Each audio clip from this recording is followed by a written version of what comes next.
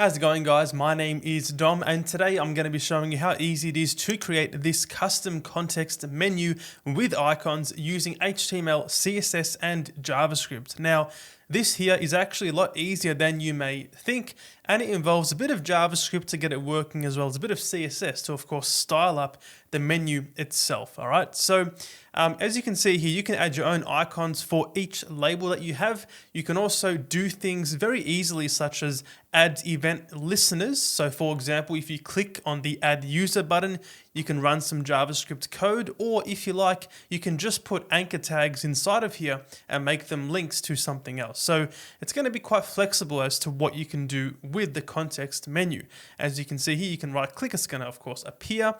If you were to right click on the edge of the page, it's going to be smart enough to make sure the whole thing is still displayed. So we can see there that it's basically just going to push up the menu to the minimum that it requires to be fully displayed. So let's go inside this tab right here and begin from scratch to create what I just showed you. Now we are going to be leaving the whole icons thing to the end of the video. I just want to show you a simple example of just the text to start off with. So going inside VS Code, the first step here is going to be to set up the HTML for the context menu. So this is going to be done using an unordered list. It's also worth mentioning that I've got a linked up CSS style sheet and JavaScript file, which are currently both empty. You can of course copy these two lines and make these two files if you need to. But back to the HTML. Let's create a new unordered list with a class of context. That's just going to be short for context menu. Okay. Within here, we can create each individual menu item. We can say ally with a class of context-link. And inside here now, we're going to have a span called context-label. And in here, you're going to have your label for each item. I'll say add user inside there. So the structure is quite simple. Parent is an unordered list. Then we have an li for every single item. Then of course, in every single item, you'd have a label. Okay. Now I'm going to copy this a few more times to get some more content on the screen. And I'm going to say settings here and then also export for the final label. I'll save this, go back in the browser, and of course we get something such as this. So now let's add some CSS to make this here look like this here. Okay, perfect. Back inside here, let's go inside the CSS file and we're going to target the context class. For this one, we're going to say a width of 200 pixels. Okay, a margin of 0, a padding left of 0. These two properties are going to remove the default styling that gets applied to list items, as well as a box shadow of 0, 0, 10 pixels, then RGBA 0, 0, 0, and 0.1 for a 10% opaque shadow around the context menu, of course optional. All right. A background here of white, we'll say, of course, triple F there, and a position of fixed. This way, even if you were to scroll down on the page, if the page is long, it's still going to be positioned in the right place because basically, later on, we're going to be using JavaScript to set the top and left properties alongside this position of fixed, which is going to basically decide where the menu sits. So yeah, having a fixed position is going to allow us to handle that smoothly. I'm going to save this, go back in the browser, and we have this here. Okay, we can see that the very small on the left side there, those disk dot points are visible, but yeah, for the most part, the container is finished.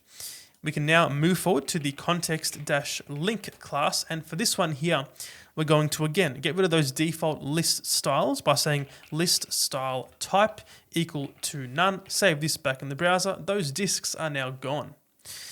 Moving on, we can also give this a padding of 0.75 EM and 1 EM. So that's just top and bottom and left and right. Of course, EM refers to the current font size. If you were to set a font size inside the context, then it's going to use that as the baseline. So that's that. I'm also going to give this a font size of 0.85 EM and a font family here of Inter and then sans serif, as well as a cursor of pointer. Okay, of course, all this here is mostly up to you guys, aside from maybe the list style type back in the browser, and we get this here. Now, it's probably best, because we're using EM units, probably best to set a font size at the top here of like 16 pixels. Of course, if you really want to, you can just use your standard pixels as opposed to EM. It's up to you guys, but yeah, basically this here just means, look, 75% of 16 pixels for the top and bottom padding. Of course, 85% of 16 pixels for the font size down here. Back in the browser, and it's the same result. Fantastic. Now, last thing here is going to be a context link : hover. This here is going to simply set a nice background of a light gray on that link when you hover over it, and we can see we get this right here. So that's basically all we need to do, aside from the icons, for the HTML and CSS. We can now move forward to the JavaScript, the main part, right? So inside the JavaScript file, we are going to essentially have a section dedicated just to the context menu. Now it's up to you guys if you want to have this curly brackets to make this section, but basically whatever variables that you define inside this block are going to be scoped just to this block, which means you're not going to pollute any code down here in terms of the global scope. So up to you. But I'm going to have a separate section just for this, and I'm going to call it initialize context menu. Okay. Now, the first thing to do is going to be to get a reference to the context menu on the page. We'll say const context menu equal to document.querySelector, and select the context menu by the class name of context. Okay. We're going to also define a new function called update menu position equal to, and this here is going to be an arrow function which takes in an X and Y coordinate. So as you may expect, this function is going to be called when you right click, and we need to decide where the menu should be positioned on the page. And of course we use the X and Y coordinate to dictate where that should be. Pretty self-explanatory. We're going to be implementing this function very shortly, but for now we'll keep it blank. Now, I guess one of the main things to sort of do here is going to be to add a event listener for context menu. So that's an actual thing. So if I was to say document.addEventListener, I'm now going to say context menu inside here. And this event is going to fire off whenever I right click on the page or access the context menu through the keyboard, I believe, whatever it might be. But inside here, we're going to say, okay, console.log, just to test this out, opened, something like that, right? When I save this, go back in the browser here, I'm going to right click and we get opened right there. So we can see how it's reacting to the context menu click. Now, this here, we're going to need to get access to the event object. So let's provide EV in this arrow function. And one of the most important things here is to prevent the default behavior. What is the default behavior? Well, it's for the browser to open up its own native context menu. So let's say ev.prevent_default, just like this. Now it is going to prevent that default behavior. Save this back in the browser, right click, and nothing happens, but we can still see the function runs. We get the console log. So everything down here is now totally in our hands. Now, what do we need to do? Well, we need to put the menu on that position wherever I right clicked. So let's say update menu position. We're going to call that function, okay? And we're going to say ev.clientX and ev.clientY. So looking at the event object for the right click, these two properties, client X and client Y, are going to give us the position of the mouse. So we're just saying, look, update the menu to be in the position of the mouse. Okay, so I'll save this back in the browser. Nothing happens just yet. So let's implement this function and get it actually working. So we're going to go inside here. We're going to say context menu dot style dot top. Okay. Apologize about this. Let's try again. Style dot top. Okay, is equal to, then use template strings here. So the backticks near the one on your keyboard, which is going to allow us to provide a $ curly bracket, and then just say X, then say PX for the pixels unit. Okay. Same thing for the left property. We're going to say Y this time. So of course, X refers to, oh, actually, my mistake. Let's swap that around. We're going to say left and top. So of course, the left CSS property refers to the X axis. So we're going to use the X argument there. And of course, same for the top for the vertical axis. Okay. Save this back in the browser. Click here and bang, there we go. The context menu moves around just like this. Now, one thing to fix here is going to be the fact that, yeah, if I was to right click over here, it's too big and it goes off the screen. So to fix this, we must have essentially a maximum value for the horizontal axis. And the same goes for the bottom actually. So if I right click down here, we can see it's going to also go off the screen. So let's define some maximum values for that X and Y. So inside here, we're going to declare two constants, max top value equal to, and we're going to use the window's height. So we'll say here window.inner height minus the height of the context menu. We'll say context menu.offset height, just like this. Same goes for the max left value. Okay, window.inner width minus offset width. Okay, I might swap these around, that way it's consistent with the left and left, top and top. So just to recap here, basically this max left value is going to be the entire width of the window. So whatever this is here, from here to this corner, from this side to this side, then you subtract the width of the context menu, which takes you to about here, right? Or here. And the same goes for the top value. Take the height, subtract the height of this, and whatever that is up here somewhere, that's the maximum Y and the maximum X value that we can use for the context menu. So now it's going to be very straightforward. We simply go inside here and we just say math.min and say max left value, otherwise X. Same down here, math.min max top value, otherwise Y. So whatever the minimum value is out of these two, we're going to use that one. So if this X is larger than this, it's going to use the max left value instead. Save this back in the browser, click over here, and we can see it's going to remain on the screen. So very important that, of course, you do that right. Otherwise, your user might be upset, especially if they've got smaller screens and so on.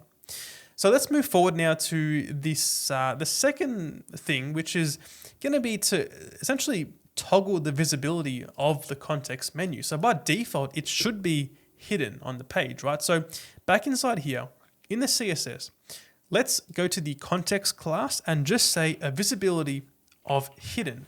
Save this back in the browser. Now, of course, it's going to go away and we're not going to be able to see it, right? But we need to now toggle that visibility in the JavaScript. So when you want to display the context menu, we're going to update the position. Once that's done, we're then going to say context menu.style.visibility is equal to, and let's set this to visible. Okay, save this back in the browser, click around, and there we go, it's now there. But when you click elsewhere or you click on one of these buttons, it's going to remain there. So now we need to also say, look, once I click away, get rid of the menu. So back inside here, we can just say document.addEventListener, listen for the click event. And right here, we can just say, look, if you were to click anywhere on the page, sets the visibility of the context menu to be null. And what null is going to do is null is going to essentially remove that inline style, which means it's going to use whatever you set in the CSS. So as opposed to having to write hidden or something like that, you're going to have two places where hidden is a value. So you're saving on that redundancy by setting it to null instead. Save this back in the browser, click around, click away, and it goes away. And that for the most part is all you need to do for a context menu. Now, before I move on to the icons, I want to quickly show you an example of getting these buttons to actually work. So to run some code after you press add user, you can do something such as in the HTML, give this an ID of add user, something like that. Okay. Back inside the JavaScript here, I can now say document.query selector, select the element with the ID of add user, then say add event listener here. When that element gets clicked on, we can simply say alert, something like you are adding a user. Of course, your own code would be inside here, but I'll save this and go back in the browser. I click on this and it says you are adding a user. So that's how, well, that's one way you can, fire events off and react to when the user clicks on the item. Alternatively, like I said at the beginning of this video, you can of course just pass an anchor tag inside here instead. You may need to, if I was to just put an href here, then just say hash, you might need to get rid of that default styling of the underline and the blue text color. But yeah, you can also do that if you wish, and that should work perfectly fine. If you click on that, you are kind of limited by the bounds of the link, by the actual list item, but you can of course expand that if you wish to using width or and so on. So yeah, that is the main part of your context menu. We can now move forward to adding an icon to the left side. So let's revert this back to a span, and we're going to be using an icon library called Ionicons. It's open source, free to use, and I'm going to leave a link to this down below in the description. But basically, if you hop over to the usage section, we can now just copy these two script tags and, as instructed, place them before the closing body tag. So back inside here, we can place those two script tags, and now we're good to go to start using the many icons that this library provides us with. So going back to the icons tab, we can do a search now for different icons. I'm going to search for the add icon, which is of course here add or person add outline. I'll copy this code here, and I'm going to very simply just paste it before my span, just like this. I'm going to do the exact same thing for settings, and this icon is called settings outline. And for the export one, I'm going to use the open outline icon. So all of these names here, they're coming straight from this library. If I was to search for settings, you can see here that settings outline is an icon name. That's where I got this from. So there you go. Save this back in the browser, right click, and those icons are appearing. But of course, we need to make it vertically aligned in the center alongside the text, and also have a gap there between the icon and the text. So back inside here in the CSS, let's add a few more CSS properties to finish this off here. And those properties are going to be a display of flex inside the icon link, okay, as well as an align items of center and a gap of 0.5 EM. So an align items of center, this here alongside flex is going to vertically align your items in the center, the label and the icon, and the gap is going to, of course, make a gap between your icon and your label. Now, I'm using the same value here as the padding to make it look consistent, so keep that in mind. Save this back in the browser, and we get something like this. So that is how to make your own custom context menu using HTML, CSS, and JavaScript. If this video helped you out and you learned something, make sure to drop a like and subscribe to the channel, and I'll see you guys in the next video.